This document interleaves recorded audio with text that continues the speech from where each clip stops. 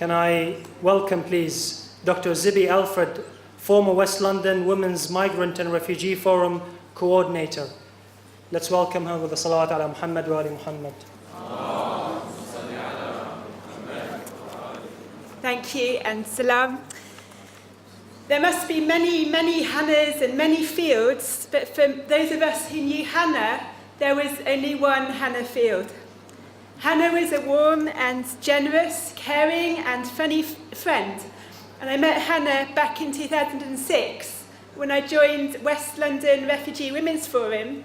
We worked together and we became good friends. Hanna was a real community leader, a role model and a mentor to many women. She encouraged girls and women, boys and men, to become involved in local communities and activities. Hanna was a nurturer and had the insight and the skills to create openings for people with disabilities and also for people who were not so confident speaking English, to go on and to lead community activities.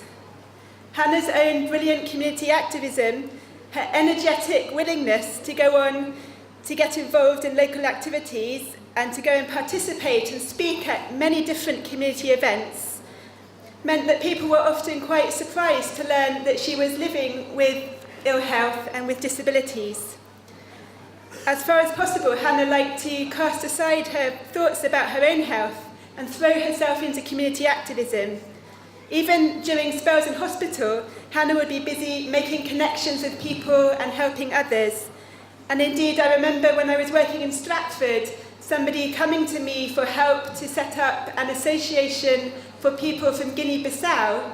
He'd been directed by Hanna from her hospital bed, trying to help him to make connections. Hanna continues to be an inspiration to all of those of us gathered here. She saw people as people, and she took time to talk to everyone, and with her incredible memory, she always made people happy by remembering things that they themselves had forgotten that they'd told her about themselves. She had the insight to see that people are not defined by their occupations, and she saw humanity in everyone. She was willing to share jokes and stories with counsellors, with funders, with cleaners alike.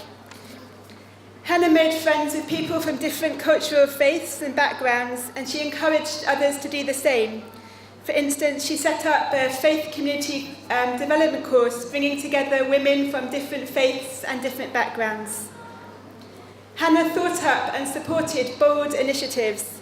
When I first met Hanna, events in the Middle East had generated distrust and hostility between some Muslims and some Jews. Seeing people as people, Hanna rose above this. She loved telling jokes, but she never joined in with any kind of anti-Semitic jokes.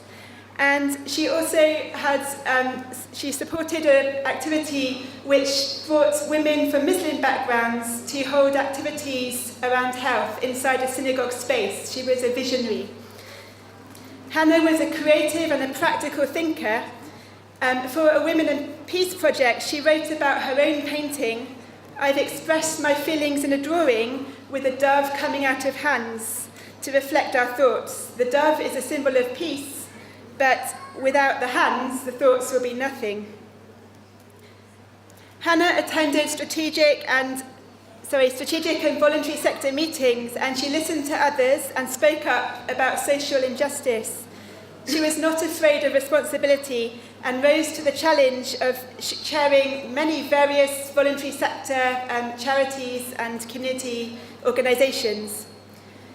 But it's not simply for her voluntary work, for her voluntary sector achievements that we remember her today. For many of us, Hanna was a great friend, and we remember particularly her wonderful cackling laugh that gladly dissolved awkwardness between people. It was so loud, that laugh, that it rings into the future.